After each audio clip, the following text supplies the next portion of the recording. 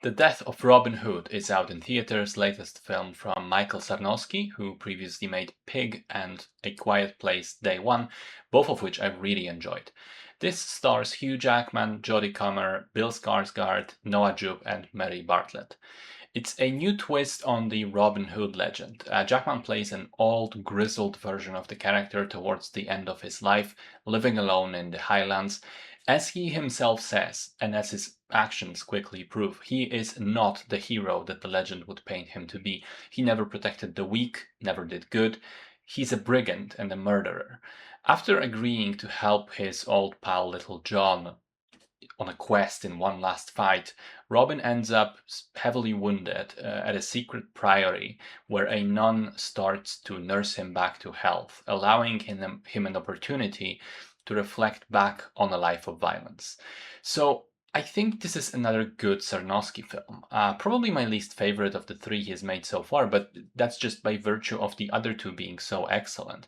This is still a fascinating movie, and I think its original approach will turn a lot of the audiences off because the trailers kind of suggested a Logan type movie. Old dude with a violent past finds it within himself to achieve redemption. It's a familiar formula, you know what to expect, but this goes against that formula.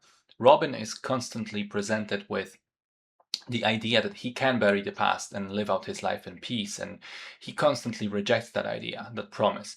He is asked to change, and he simply does not believe he has the capacity for change. Even the good things that he ends up doing in this film, he does them in the only way he can, by murder and threat of murder.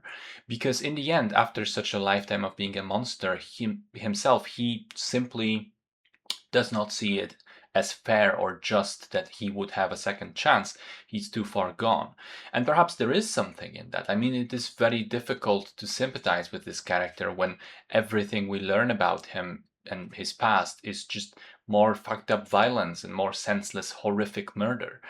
I think Hugh Jackman is excellent in this, probably one of his best performances. He's got quite a lot of makeup and facial hair, and yet he's able to convey a wealth of internal turmoil and regrets and shame, and still also boiling rage with just his eyes. Very impressive stuff. Jodie Comer balances that with a kind of ethereal, soft role. I think Bill Skarsgård continues to disappear into every role he plays. He's barely recognizable here. The cinematography is breathtaking with the desolate English Highlands landscape in the first half and then the beauty of the priory and the island in the second. There's a phenomenally shot scene of fighting in the dark, illuminated by a burning house in the background, which reminded me very strongly of Skyfall. And also, the film does an interesting thing of changing its aspect ratio. It's a smaller sort of rectangle in the first section of the film, but when Robin wakes up at the Priory, it expands vertically to sort of show his perspective expanding as well a bit. Really cool cinematic trick if you notice it. And all throughout the film, I wondered if the aspect ratio would eventually change again to expand horizontally to fill the rest of the screen after Robin finally finds his redemption. But of course, that moment never comes, and neither does the visual change.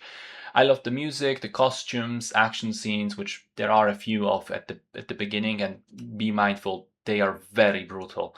And much like other Sarnowski films, I just loved its quiet, introspective nature. It's a patient film that rewards the audience for trusting it and following its character on a very internal, personal journey.